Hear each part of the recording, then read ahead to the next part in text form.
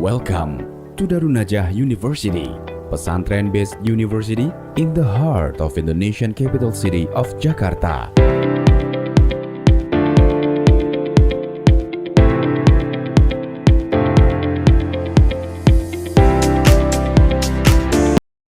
Assalamualaikum warahmatullahi wabarakatuh. Perkenalkan, nama saya Rika Handayani, dosen tetap Prodi Manajemen Pendidikan Islam di Universitas Darun Najah. Pada kesempatan kali ini saya akan menyampaikan mata kuliah yang saya ampu, yaitu pembinaan kemampuan mengajar.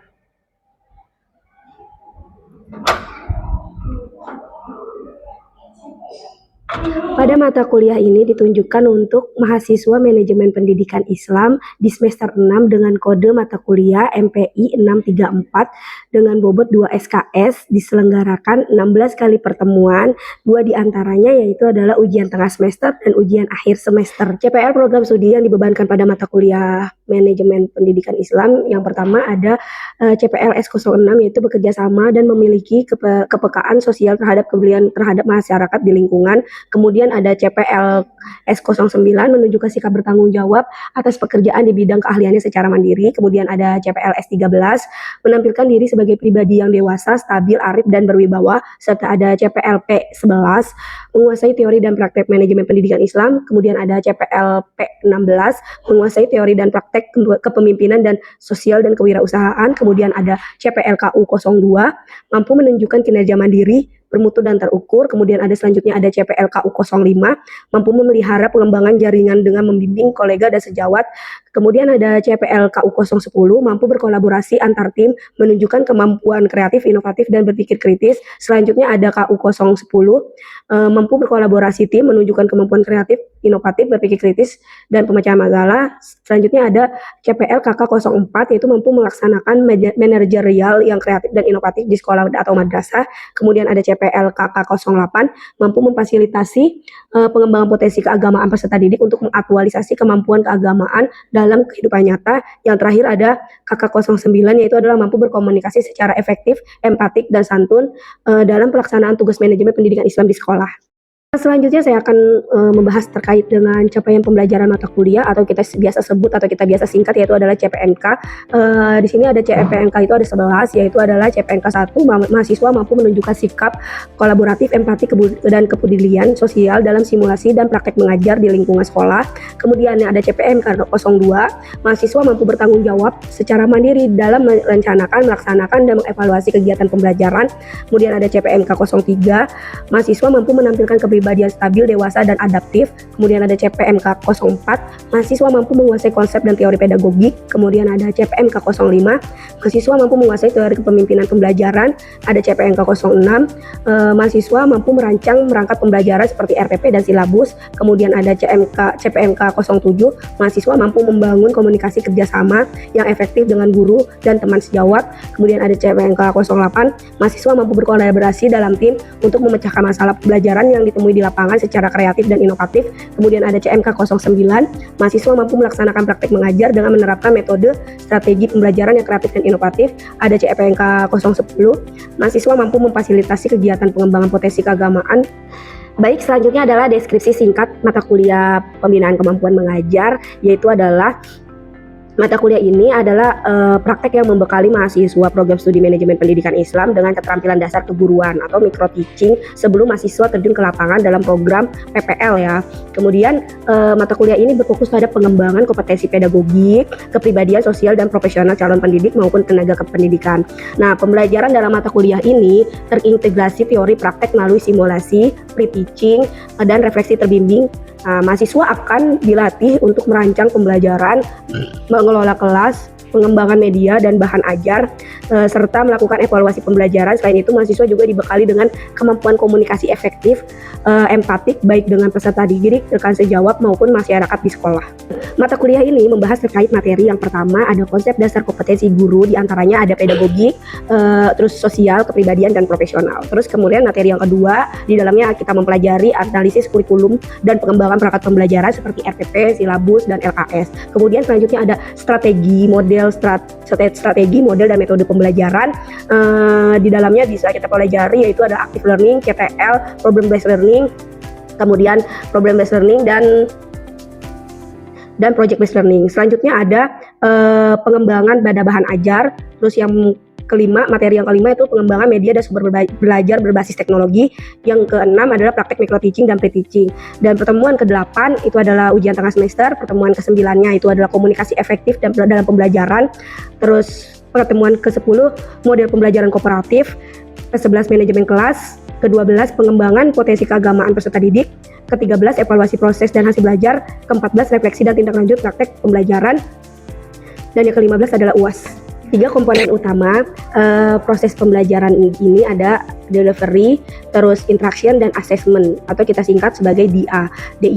Ya, untuk delivery sendiri saya akan memberikan materi dan RPS yang bisa diunduh langsung oleh mahasiswa pada aplikasi SIMAK yang digunakan kampus untuk menaruh materi dan absen. Kemudian untuk mendukung pembelajaran dan pemahaman mahasiswa, saya memberikan PPT di dalamnya juga.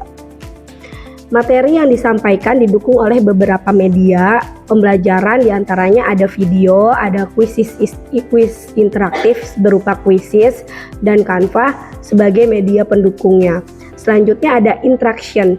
Nah, interaction di sini yaitu adalah pada mata kuliah ini saya menggunakan komunikasi dua arah, diantaranya ada dosen dan mahasiswa saling diskusi dan tanya jawab serta berkolaborasi dan refleksi bersama terkait mata kuliah yang kita pelajari. Selanjutnya ada assessment.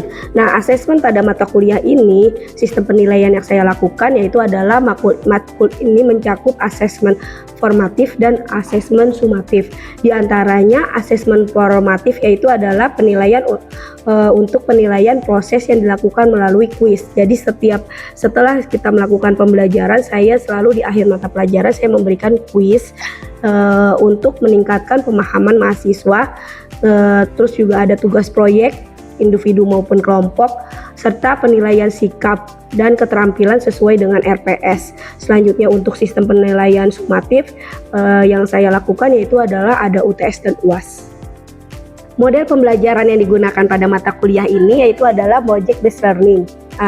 Referensi yang digunakan pada mata kuliah ini menggunakan buku yang saya saya pribadi, yaitu adalah buku belajar dan manajemen belajar pembelajaran di era digital serta teknologi pendidikan. Kemudian ada buku-buku dari pengarang lainnya, juga ada jurnal bereputasi yang relevan dengan mata kuliah pembinaan kemampuan mengajar. Akhir dari tugas untuk mahasiswa ini adalah setiap karya mahasiswa yang sudah dibuat akan dijadikan buku analog dan diterbitkan di jurnal bereputasi. Baik, berikut ini adalah video pembelajaran pelaksanaan dari metode pembelajaran yang saya akan lakukan, yaitu adalah pada mata kuliah pembinaan kemampuan mengajar. Silakan menyimak. Assalamualaikum warahmatullahi wabarakatuh.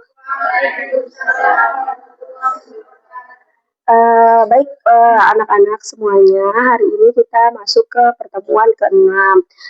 Sebelumnya Ibu akan mengabsen teman-teman semua yang hadir dan yang tidak hadir. Oke, di sini ada Teguh, ada Nafilah, Abel. Baik ya, teman-teman semua di sini temannya hadir semua ya. Iya, oke. Selanjutnya Ibu akan membawakan materi terkait pertemuan ke-6 yaitu adalah model pembelajaran kooperatif. Sebelum kita masuk ke pertemuan ke-6, Ibu akan bertanya kepada teman-teman untuk materi yang sebelumnya. Nah, ada yang tahu nggak materi sebelumnya itu apa? Kita kemarin pertemuan sebelumnya mempelajari mengenai komunikasi efektif dalam pembelajaran. Oke, baik. Terima kasih, Abiyu. Selanjutnya, siapa yang tahu unsur-unsur dari komunikasi yang efektif? Oke, Rehan.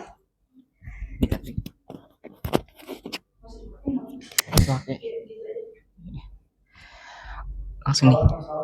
Unsur-unsur komunikasi dalam pembelajaran itu, pertama itu ada komunikator, pesan, media, komunikan, umpan balik, sama gangguan, Bu.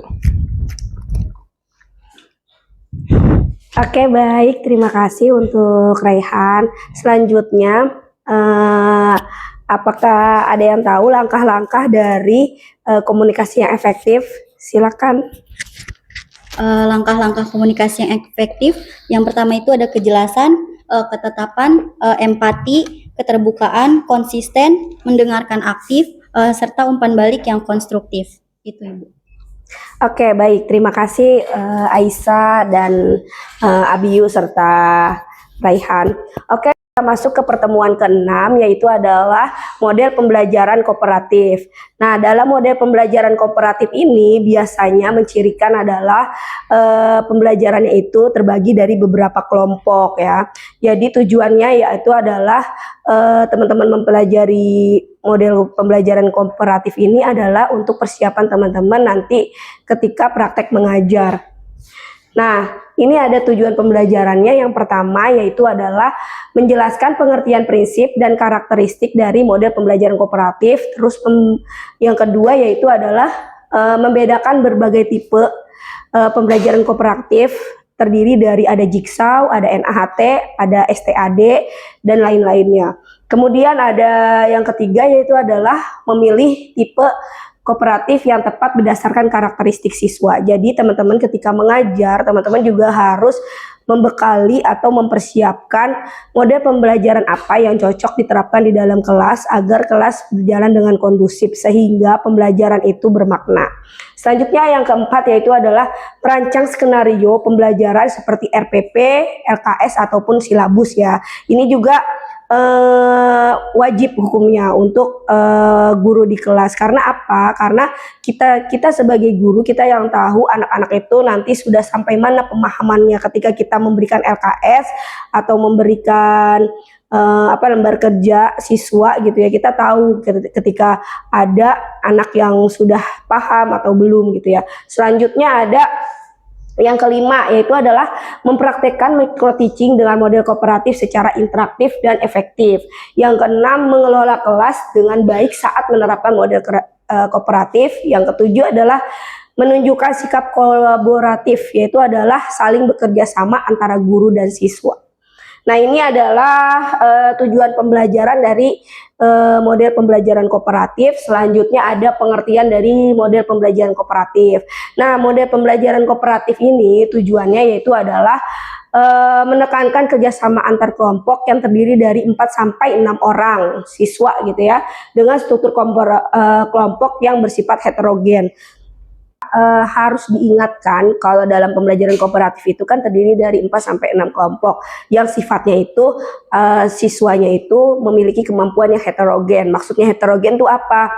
Jadi heterogen itu adalah kemampuannya berbeda-beda. Jangan teman-teman ketika membuat kelompok itu anak-anaknya yang sudah bisa dikelompokkan dengan yang sudah bisa gitu ya. Jadi harus dicampur yang sudah bisa dan yang belum bisa gitu ya.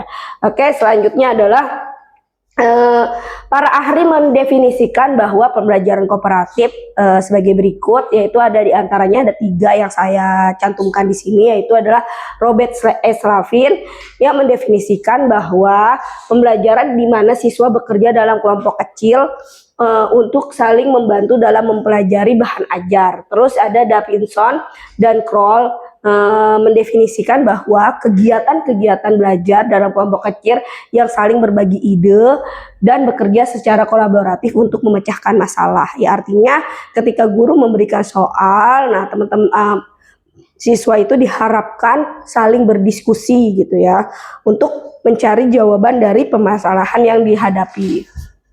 Selanjutnya ada yang ketiga yaitu adalah menurut Johnson mengerjakan sesuatu bersama-sama, saling membantu sebagai satu tim untuk mencapai tujuan bersama. Nah, dari ketiga para ahli ini juga semuanya hampir mendefinisikan bahwa pembelajaran kooperatif ini sifatnya harus berkelompok dan intinya mereka harus berbagi atau sharing keilmuan mereka masing-masing sejauh mana mereka memahami pembelajaran untuk memecahkan permasalahan gitu ya dalam yang diberikan guru dalam bentuk soal atau mungkin tes formatif dan sebagainya. Di sini ada perbedaan antara pembelajaran yang menggunakan pembelajaran kooperatif dan konvensional. Nah, kalau konvensional itu sendiri adalah pembelajaran yang dimana seorang guru itu yang mencirikan yaitu adalah hanya mengajar di dalam kelas, berceramah, tidak menggunakan metode-metode pembelajaran tertentu. Nah, setelah menjelaskan, guru itu identiknya memberikan latihan gitu ya. Kemudian di sini ada beberapa kategori dalam pembelajaran kooperatif atau yang mencirikan bahwa pembelajaran ini dikategorikan adalah pembelajaran kooperatif itu memiliki ciri-ciri memiliki kelompok kecil ya. Jadi dalam kelas itu diberikan beberapa kelompok siswa dalam belajar untuk saling berdiskusi dalam memecahkan masalah. Sedangkan kalau kelompok belajar konvensional itu adalah biasanya guru yang mendominasi, memberikan informasi serta menyampaikan pembelajaran tanpa ada diskusi terhadap siswa gitu. Setelah menyampaikan pembelajaran, umumnya guru memberikan latihan. Nah, di sini ada unsur-unsur penting dalam pembelajaran komparatif. Ada unsur saling ketergantungan positif, bertanggung jawab, persorangan, terus ada interaksi, kemudian ada keterampilan sosial dan interpersonal, terus yang terakhir ada pemrosesan kelompok gitu ya. Nah, ini ada penjelasannya, beberapa teman-teman bisa membaca, nanti mungkin saya akan share PPT-nya.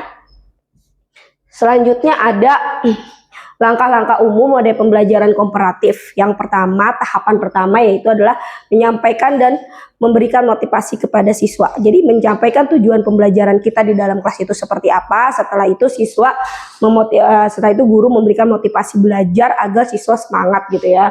Nah, ini kemudian tahapan keduanya yaitu adalah menyajikan informasi. Ya, informasinya mungkin teman-teman tergantung materi ya. Misalnya kalau dalam pembelajaran matematika, menjelaskan matematika berdasarkan kehidupan sehari-hari gitu ya. Misalnya tentang bentuk-bentuk bangun ruang segi datar, misalnya bentuknya yang seperti ini, dunia nyatanya seperti apa gitu ya.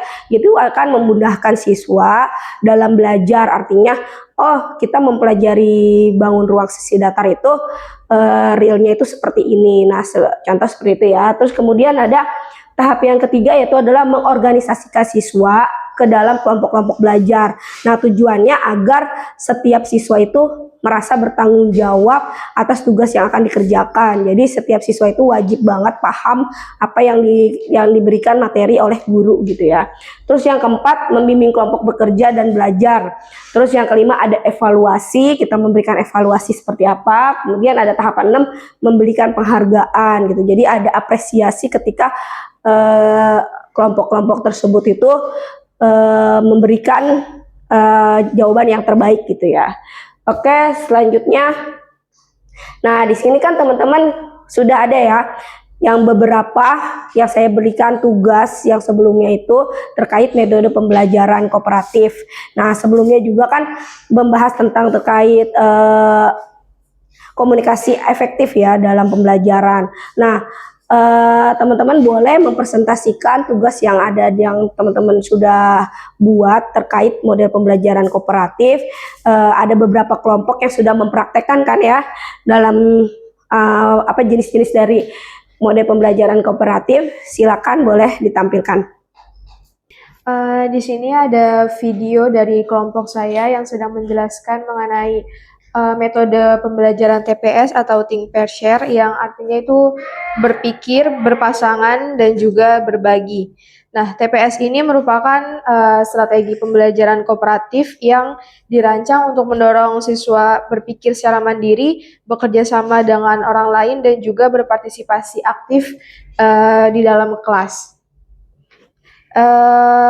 Langkah dalam pembelajaran metode TPS itu yang pertama ada persiapan, yaitu persiapan gurunya seperti menyampaikan materi dan juga pengajuan masalah atau gurunya memberikan pertanyaan, masalah, dan juga teka-teki yang bersifat terbuka. Yang kedua, dari langkah metode TPS ini yaitu ada think atau berpikir mandiri. Fokusnya itu memberi ruang bagi siswa untuk memproses informasi secara individual. Biasanya durasinya dibagi 2 sampai 5 menit, tergantung tingkat kesulitan pertanyaannya. Berikut video dari contoh metode pembelajaran kooperatif Think Pair Share. Untuk menjaga kebersihan dan kenyamanan lingkungan. menyampaikan tujuan pembelajaran. Ini kita akan belajar tentang gotong royong, menjaga lingkungan, menggunakan model pembelajaran, tim, pair, dan share. Berikut penjelasan dari kami. Apakah ada yang ingin bertanya? Saya. Ya, silahkan. Dalam model pembelajaran kooperatif ini, jenis TPS itu dalam kelompoknya itu ada berapa orang? Kalau di TPS membutuhkan hanya 2 orang, berpasang-pasangan aja. Ya, terima kasih. Ya, sama-sama. Sekian penjelasan dari kelompok 1. Kurang lebihnya mohon maaf. Wassalamualaikum warahmatullahi wabarakatuh.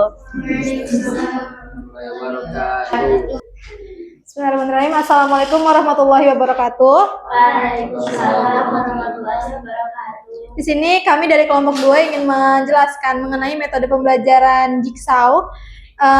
Yang pertama ada pengertiannya. Jadi metode pembelajaran Jigsaw ini adalah salah satu metode pembelajaran kooperatif yang dikembangkan oleh Elliot Aronson pada tahun 1971. Metode ini menekankan kerjasama antar siswa, di mana setiap siswa ini bertanggung jawab mempelajari satu bagian materi, kemudian mengajarkannya kepada anggota kelompok asalnya. Jadi setiap anggota ini saling bergantung untuk memahami keseluruhan materi. Nah, langkah-langkah dari metode Jigsaw ini, yang pertama itu ada guru membagi siswa ke dalam beberapa kelompok asal yang beranggotakan 4 sampai 6 orang. Yang kedua, materi pembelajaran ini dibagi menjadi beberapa bagian sesuai jumlah anggota kelompok. Nah, yang ketiga, setiap anggota kelompok ini memperoleh satu bagian materi yang berbeda. Dan yang keempat, siswa yang mempelajari bagian materi yang sama berkumpul dalam kelompok ahli. Jadi ada 2 kelompok, yang pertama kelompok asal dan yang kedua ada kelompok ahli untuk berdiskusi dan memahami materi secara mendalam. Nah, kelebihan dari metode Jigsaw ini itu adalah meningkatkan kerjasama dan komunikasi antar siswa. Yang kedua ada melatih rasa tanggung jawab terhadap tugas masing-masing. Dan yang ketiga ini ada meningkatkan keaktifan dan partisipasi siswa dalam pembelajaran. Sekarang mari kita saksikan video tentang materi Jigsaw.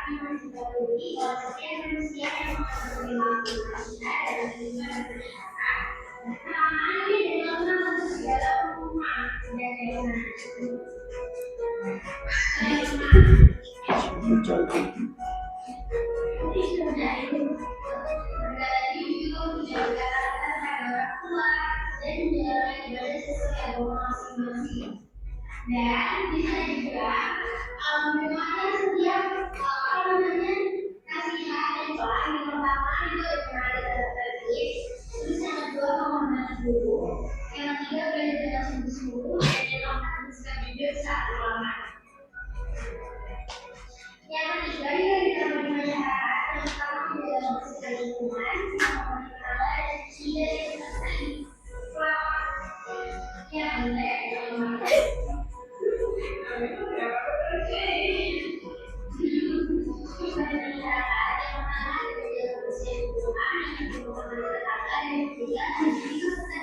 Oke, sekian dari penjelasan dari kami.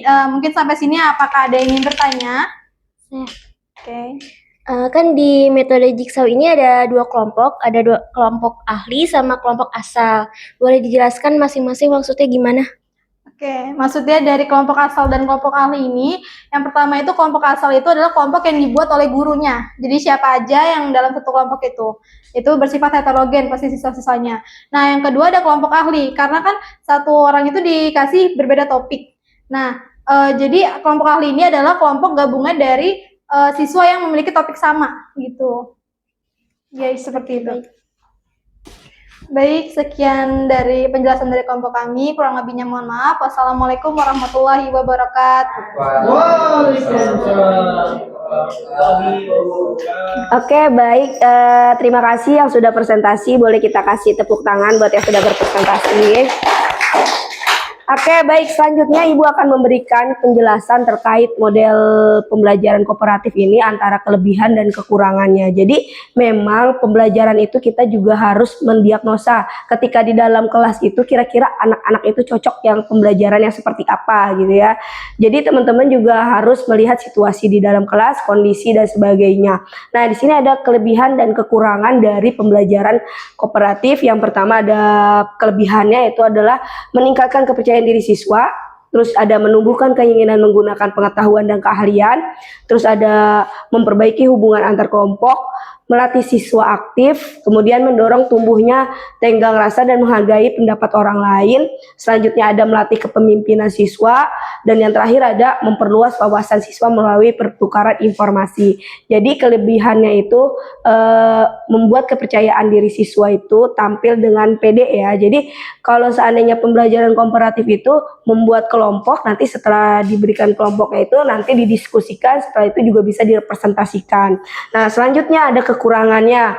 Mungkin kekurangannya ini yang pertama ada memerlukan persiapan yang rumit, terus membutuhkan waktu dalam pembelajaran, sudah pasti ya membutuhkan waktu lama untuk berdiskusi dan sebagainya.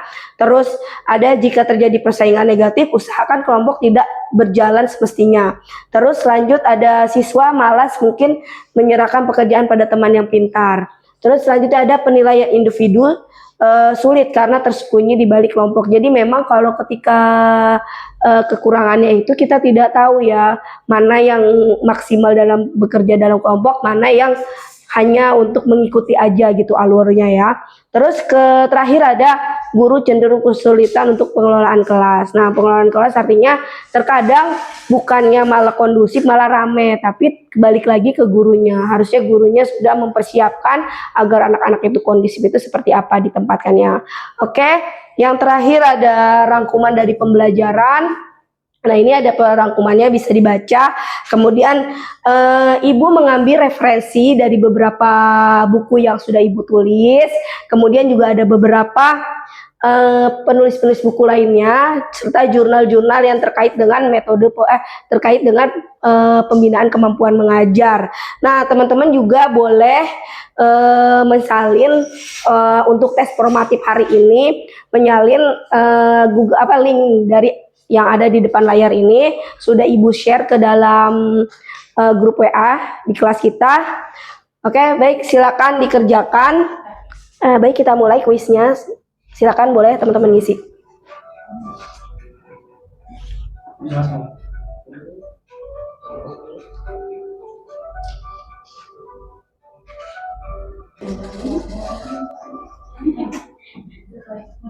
Oke, baik ya.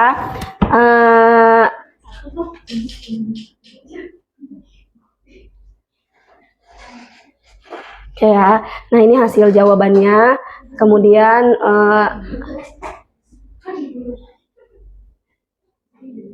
oke, baik, terima kasih.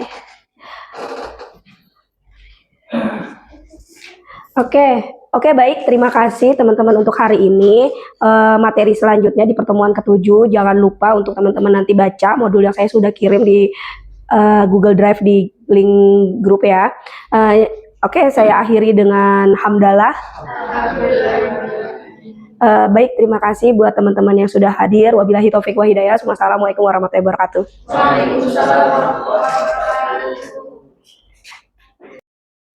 Sekian proses video pembelajaran pada mata kuliah Pembinaan Kemampuan Mengajar pada Prodi Manajemen Pendidikan Islam. Video ini digunakan sebagai salah satu persyaratan penyusunan dokumen pernyataan diri dosen dalam unjuk kerja Tridharma Perguruan Tinggi, yaitu PDD UK TPT. Semoga video ini dapat menjadi pertimbangan terbaik pada sertifikasi dosen tahun 2026. Terima kasih. Wassalamualaikum warahmatullahi wabarakatuh.